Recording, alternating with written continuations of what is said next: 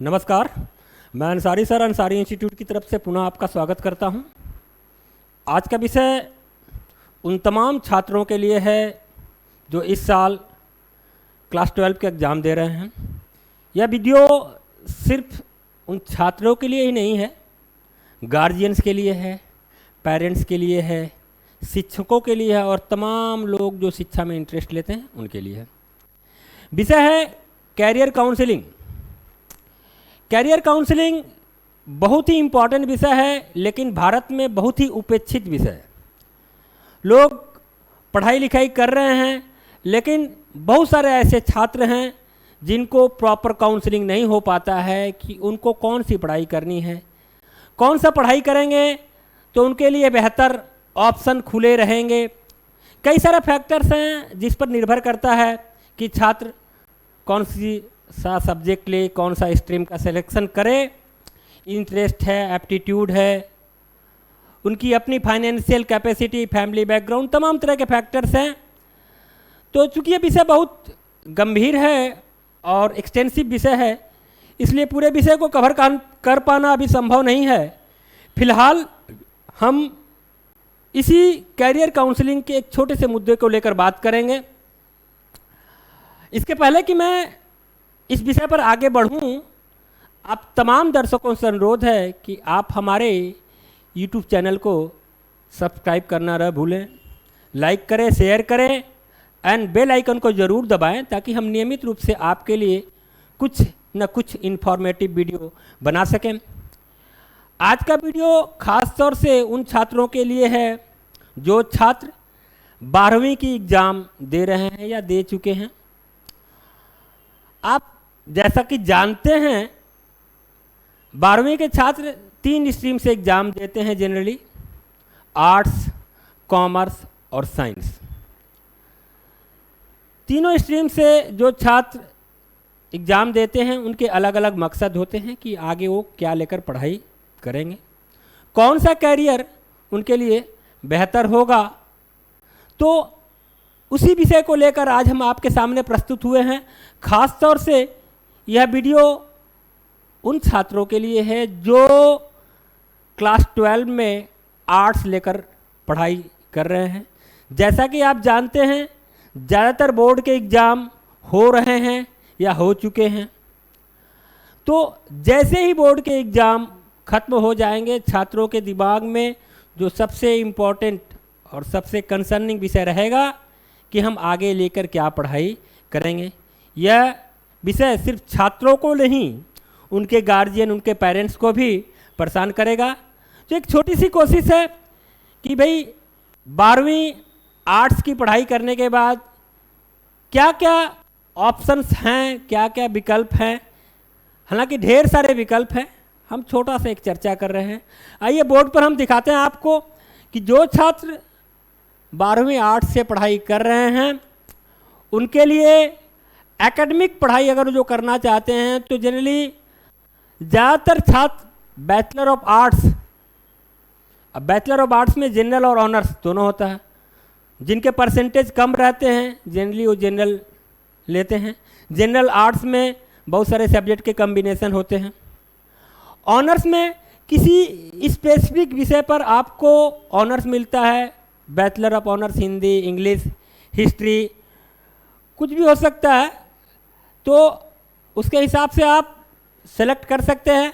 देखिए, आप bachelor of arts में Hindi, English, history, political science, sociology, psychology, ये तमाम जो सब्जेक्ट हैं ये बहुत ही कॉमन कैरियर के बहुत ही कॉमन ऑप्शन हैं जिसको ज़्यादातर लोग जानते हैं। मुझे नहीं लगता है कि इसको लेकर ज़्यादा चर्चा करने की ज़रूरत है।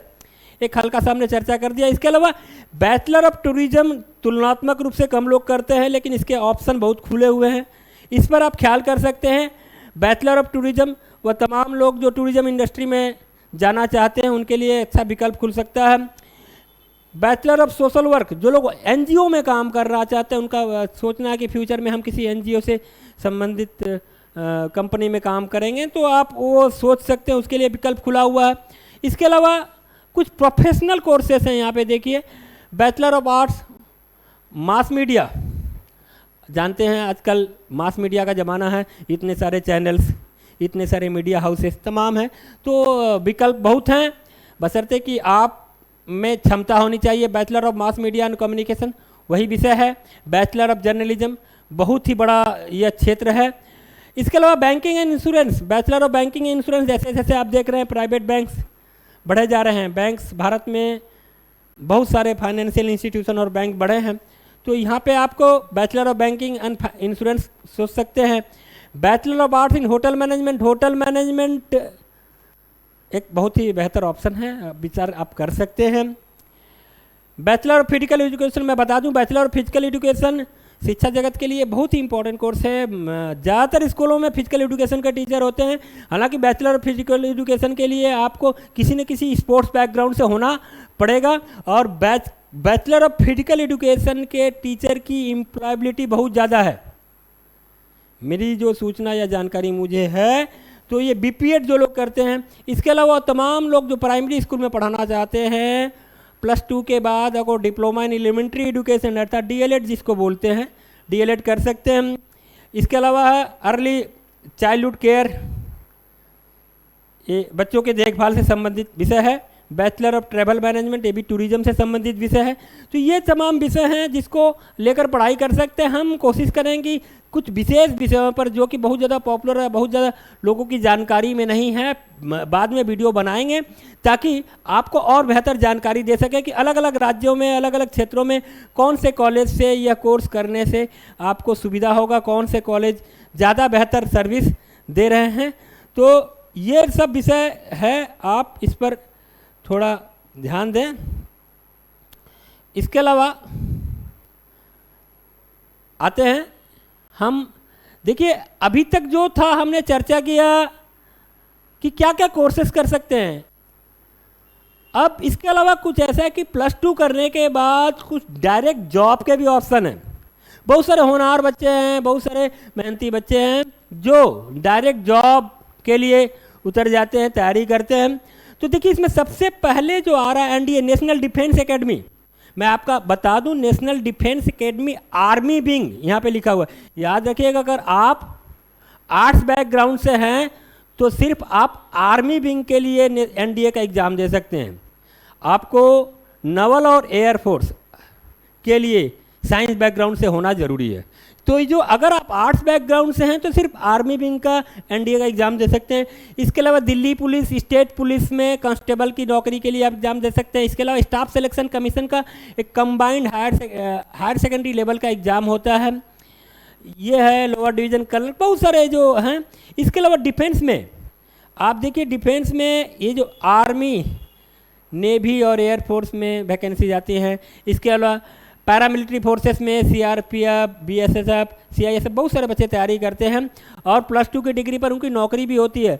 रेलवे की बहुत सारी वैकेंसीज +2 डिग्री पर होती हैं, हालांकि अब ये धीरे धीरे कम होते जा रहा है, लेकिन कुछ ऑप्शन अभी भी खुले हुए हैं। इसके अलावा इंश्योरेंस सेक्टर में LIC, GIC में जॉब के ऑप्शंस +2 के बाद हैं। आप इसके अलावा अगर देखा जाए तो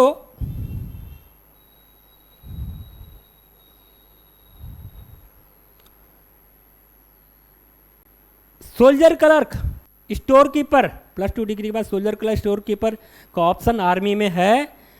इस पर भी आप विचार कर सकते हैं। इसके अलावा देखिए कुछ कोर्सेज जो टेक्निकल और वोकेशनल कोर्सेज हैं जो कि +2 के बाद आप कर सकते हैं और उनकी एम्प्लॉयबिलिटी बहुत ज़्यादा है। मॉडर्न ऑफिस प्रैक्टिसेस अर्थात किसी भी ऑफिस में ऑफिस असिस्टेंट के तौर पे अगर आप नौकरी करना चाहते हैं तो ये सब कोर्सेज बहुत काम आती है। हिंदी और इंग्लिश दोनों में आप हैं। हॉस्पिटलिटी ऑपरेशंस, ये होटल्स वगैरह में। इसके अलावा रिटेल सर्विसेज में बहुत सारे कोर्सेज हैं। रिटेल सर्विसेज जैसा कि आप जानते हैं, ढेर सारे मॉल्स जो खुले हुए हैं उनमें जो स्टाफ हैं, अगर आप रिटेल से कुछ कोर्सेज कर जाते हैं तो आपके जॉब के ऑप्शंस बहुत ज़्यादा ब्राइट रहते हैं। बैचलर ऑफ आर्ट्स टूरिज्म में है, जैसा कि हम लोग चर्चा कर चुके हैं। ये वोकेशनल के तौर पे है। ऑफिस मैनेजमेंट, सेक्रेटरियल प्रैक्टिस जो कि ऑफिस असिस्टेंट और सेक्रेटरियल प्रैक्टिस के लिए है, और management and marketing of insurance. इसके अलावा यहाँ पे एक कुछ कोर्स दिया हुआ है जनरल नर्सिंग एंड मिडवाइफरी, लेकिन मुझे लगता है ये साइंस से संबंधित है, इसलिए इस विषय पे मैं जब साइंस वाले ऑप्शन में जब आऊँगा तब चर्चा करूँगा। ये छोटा सा चर्चा हमने किया, हालांकि हर कैरियर को लेके एक सेपरेट वीडियो हम बनाने का कोशिश करेंगे ताकि आपको हम बेहतर जानकारी दे सकें, और आपके राज्य में, आप किस राज्य में हैं, कौन से कॉलेज से, कौन से यूनिवर्सिटी से अगर कोर्स आप करते हैं तो ज़्यादा बेहतर रहेगा। इसके अलावा ये तमाम जो कोर्सेस हैं आप अलग अलग कॉलेज, अलग अलग यूनिवर्सिटी से कर सकते हैं।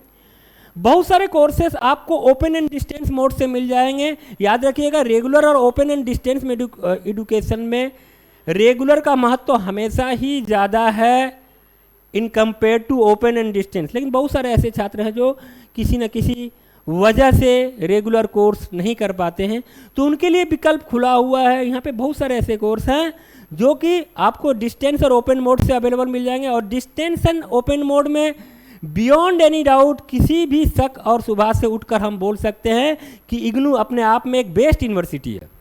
इसके अलावा बहुत सारे स्टेट ओपन यूनिवर्सिटीज़ है, तो वहाँ पे भी आप देख सकते हैं। तो ऑप्शन बहुत सारे खुले हुए हैं। हालांकि हमने ये छोटा सा चर्चा किया, इसके अलावा और भी ढेर सारे विकल्प हैं। करियर के नए नए ऑप्शन खुले जा रहे हैं, नए नए ट्रेंड बने जा रहे हैं। तो ये एक स्टैटिक विषय नहीं है, एक डायनामिक विषय है। ये हमेशा परिवर्तनशील है। यह ऐसा नहीं कि एक विषय को लेकर हमेशा वैसा ही जॉब रहेगा। नौकरी का बाजार, मार्केट समय अनुसार बदलता रहता है, उसके हिसाब से पढ़ाई लिखाई भी आपको बदलना पड़ेगी, अपनी सोच बदलनी पड़ेगी। उम्मीद करता हूं कि हमारा ये वीडियो आपको पसंद आया है। अगर आपको हमारा ये वीडियो पसंद आया है तो कृपया हमारे चैनल को ज़रूर लाइक करें, सब्सक्राइब करें, शेयर करें, बेल आइकन को दबाना ना भूलें, ताकि नियमित रूप से हम आपके लिए ऐसा ही वीडियो प्रस्तुत कर सकें। नमस्कार।